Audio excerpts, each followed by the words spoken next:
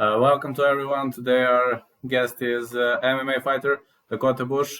Thank you so much for accepting the invitation for the interview. So what can you say in general about your titles, achievements, development route and...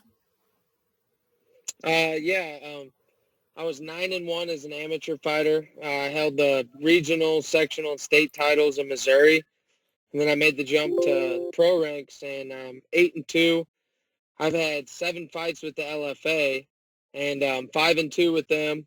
And my 2 losses are to 2 guys that were the champs, and I lost decision fights to them guys. And my 5 wins are all, via finish. So the LFA is a great promotion. They send a lot of guys up to the, Bellator and UFC level. So I'm on the right track. I just got to keep grinding, keep winning. Yeah, outstanding. Can you just put the phone a bit higher? Just a bit higher. Yes. Yeah. Awesome. Okay. When did you start training? I started training when I was 18. So I'm 26 now. So it's been 8 years. Which was your first martial art? Wrestling. Excellent. How would you, in your own words, describe your fighting style? Just heavy pressure. I'm moving forward. I'm mixing the wrestling with the stand-up well, and just trying to get guys out of there as quick as I can. That's excellent. Do you have a nickname? Yeah, it's Harry. Can you please elaborate the origin of the nickname? Yeah, so my grandpa's name is Harold Bush, and my uncle's name is Harold Bush as well.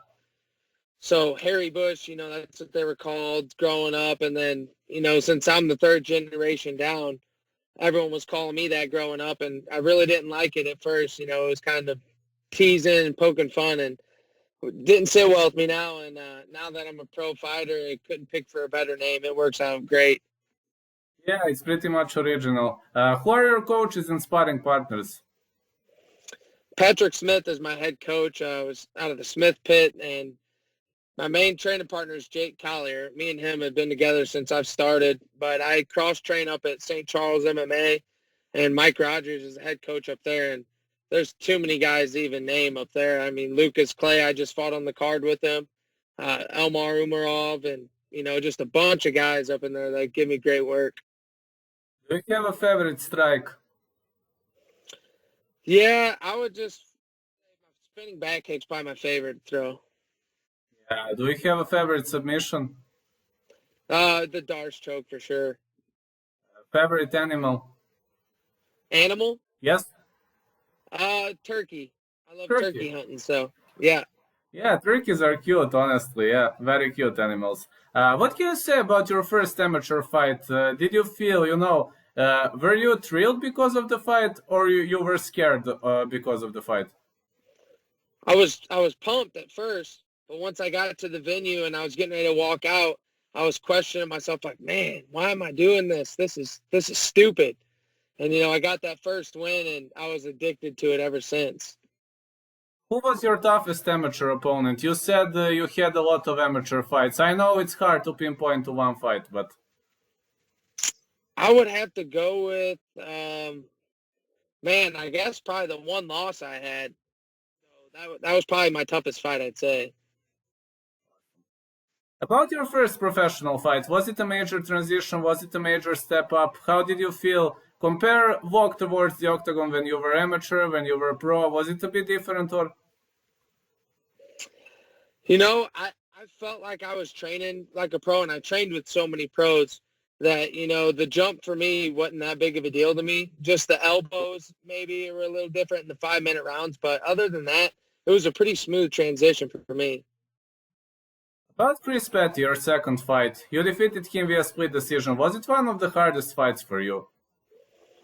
It was a very tough fight. He was a very big opponent, and we offset each other really well. We're both good wrestlers, good strikers, and ended up being a good stand-up bout. And I broke my hand in the very first exchange, so I fought the whole fight with the broken hand and really had to dig deep and gut that one out. Excellent. About Jose Martinez, that was your first rear naked choke victory, right? Correct. You have a lot of rear naked choke victories under your belt. I think it's 3 or 4. So what is the secret behind the rear naked choke? Is it coming naturally, or you have some special strike, some special strategy? I think I just get in that position so naturally, and when I get someone's back, my grip strength is really strong. So once I get that choke, sank in, I really don't think there's anyone on this planet that's getting me off their neck once I have it locked in. When you lock a rear naked choke, do you think it is important to lock a body triangle, or you can do it without locking body triangle pretty much effectively? You can do it without the body triangle, but if you get the body triangle locked in and the choke sinking, yeah, it's game over. So you think once body triangle is locked that the opponent has less than 5% of escaping, right? Yeah, I'd say so. It's very slim. About your last fight at LFA, Uh-huh. Uh-huh. what was your game plan for that fight? Did you have a specific game plan? I mean, you said LFA is hard promotion with very, very hard fighters. About your last fight, what was the game plan? Did you have a special game plan heading into that fight? Yeah, my game plan was just to keep it on the feet at all costs and try to get that knockout. I've been looking for it forever, and my wrestling's so well, and I just get in the zone, and once I get in a fight, it just clicks, and I end up on the ground. So I was really focusing on keeping on the feet and trying to get that knockout, and I knew I could.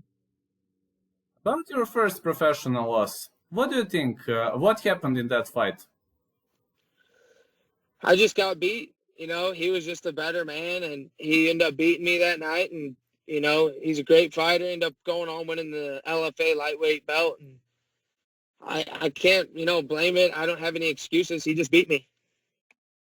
About the future plans. All right, you won the last fight. So about the future plans, do you plan to keep busy? Do you have some special plans for the future? Did they offer you some different fight or? Right now, we're just kind of in lingo. We're kind of just waiting, playing it by ear, but we're waiting on the call up to the UFC, and I'm praying it's coming soon. I'm ready to compete with them guys, and I know I'm at that level, and I can, finish guys there. So right now, that's what we're waiting on, and if that doesn't come, I'm sure I'll just take another fight with the LFA, and it's gonna come sooner or later. Every single fighter I interviewed praises LFA. What makes LFA such a good promotion? Many people say if they say at 10 a.m. it kicks off at 10 a.m. So what makes LFA so good promotion? There's so many reasons. I mean, for one, you're fighting on the best productions, and it's like you said, it's smoothly ran. Like it's 8 p.m. sharp. You're starting at 8 p.m. sharp. There's no slack. They take really good care of us. I mean, I wouldn't want to fight for any other promotion than the UFC. They've treated me so well. Ed, Sven, Mark, all them guys. They're just great group of guys, and the company is it proofs in the pudding.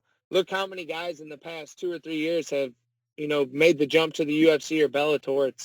It's not even comparison to any other promotion in the world. So they're doing everything right. They feed me tough fights. I'm not getting easy fights with them. Every fight I've had has been a tough opponent. So I mean, I'm on the right track, and they have the best interest for me, and they're doing great, and I couldn't complain one bit. Excellent.